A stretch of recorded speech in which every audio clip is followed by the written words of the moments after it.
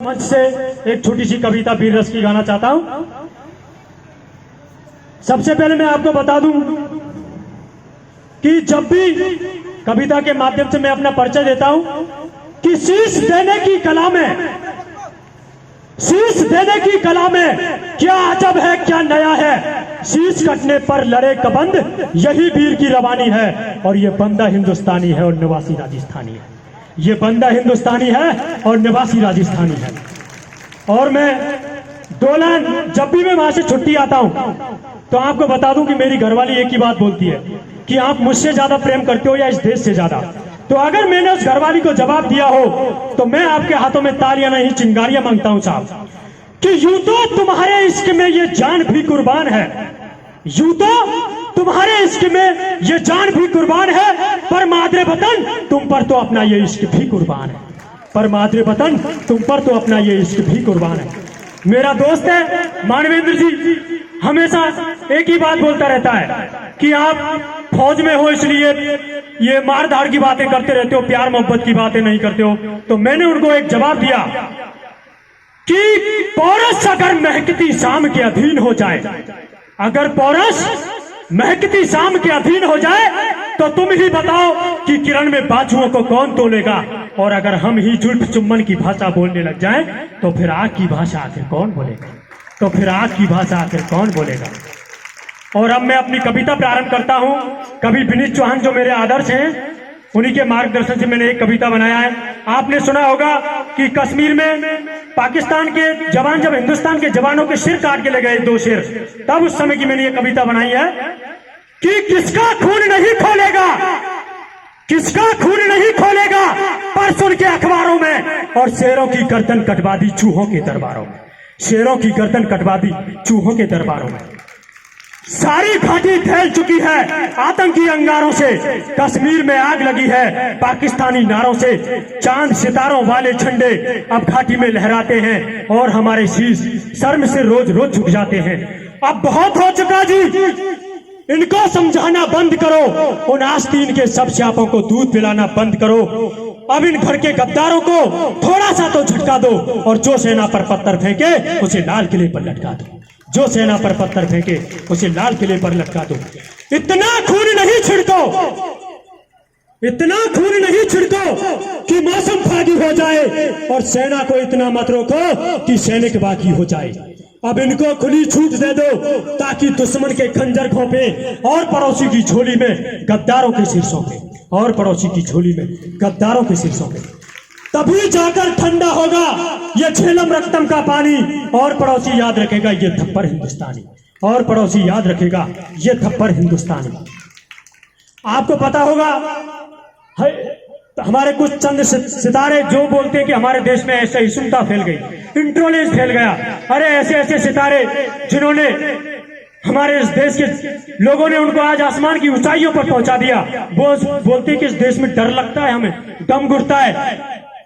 वो 5 स्टार की चौथी मंजिल पर अपनी महबूबा के साथ मस्ती करते हुए बोलते हैं कि अब इस देश में डर लगता है। मैं उनको पूछता हूं, क्या उस वीर हेमंत थप्पा का दम नहीं घुटा होगा जो 36 फुट बर्फ की चादर के नीचे -36 डिग्री में हाथ में तिरंगा लिए हुए 6 दिन तक जीवित रहा? क्या उसका दम नहीं घुटा होगा?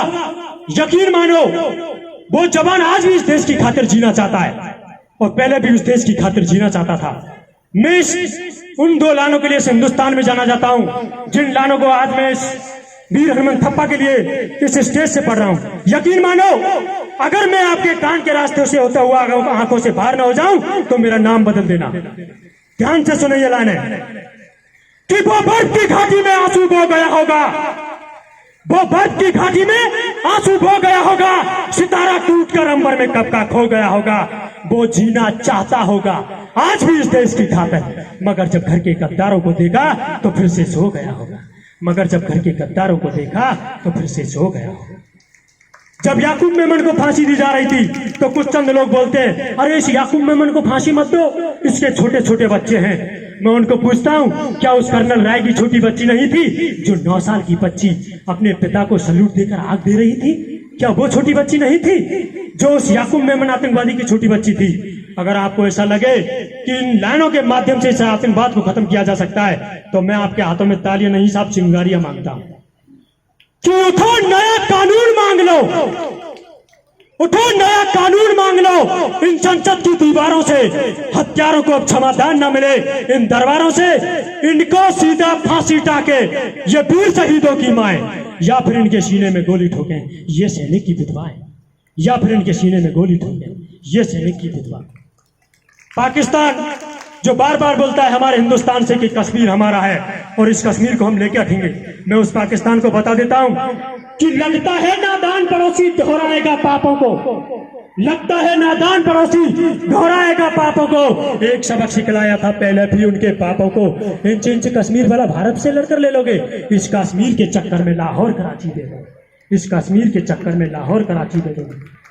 मैं वीर रस का कवि हूं और तिरंगे की सिर्फ एक ही परिभाषा जानता हूं कि हरे रंग की घाटी ऊपर श्वेत बर्फ की चादर फैली और तुम दुश्मन का लहू गिराकर वही तिरंगा पूरा कर दो, तुम दुश्मन का लहू गिराकर वही तिरंगा पूरा कर दो। कभी भी किसी अपने आप में पढ़ते समय अहंकार मत करना। उसके लिए मैं सिर्फ दो लाइन ही बोलता हूं कि कौन कहता है कि तूफान में हाथ नहीं उठता, कौन कहता है कि तूफान में हाथ नहीं उठता, और कौन कहता है कि दलदल में पैर नहीं टिकता, और कौन कहता है कि चलनी में पानी नहीं टिकता। अरे यारो, इंतजार करो बर्फ जमने का, एक टपका भी नहीं रिश्ता, इंतजार करो बर्फ जमने का, एक टपका भी नहीं रिश्ता, एक टपका भी नहीं रिश्ता।